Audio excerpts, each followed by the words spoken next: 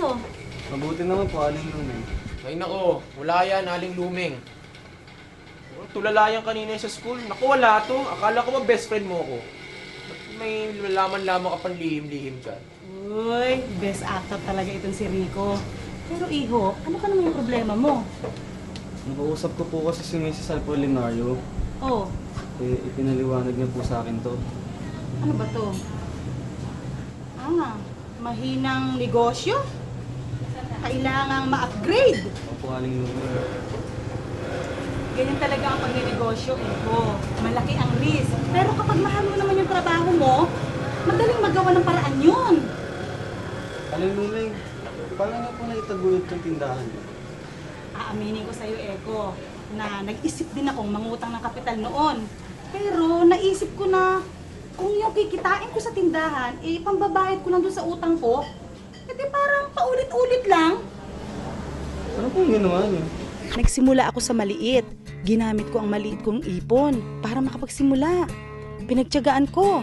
Maliit ang kita, pero wala naman akong utang.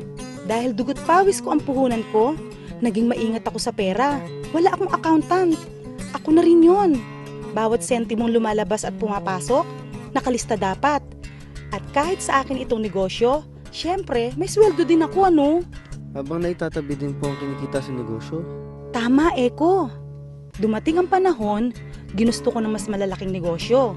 Bukod sa school supplies, gusto ko na rin magtinda ng merienda at iba pa. Eh di mas malaking kapital po ang kinailangan. Tama ka, Eko. Saan niyo po kinuha ang karagdagang kapital niyo? Nangutang pa rin po ba kayo? Hindi Ano pang ginawa niyo? Naghanap ako ng additional source of income. Nagtrabaho pa po kayo bukod sa negosyo? Astig! Tama ka, Rico. Kasi yun lang ang paraan para madagdagan yung kinikita ng tindahan ko.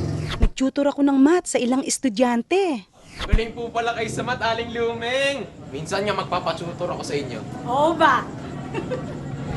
Hindi naman po ba kayo nahirapan?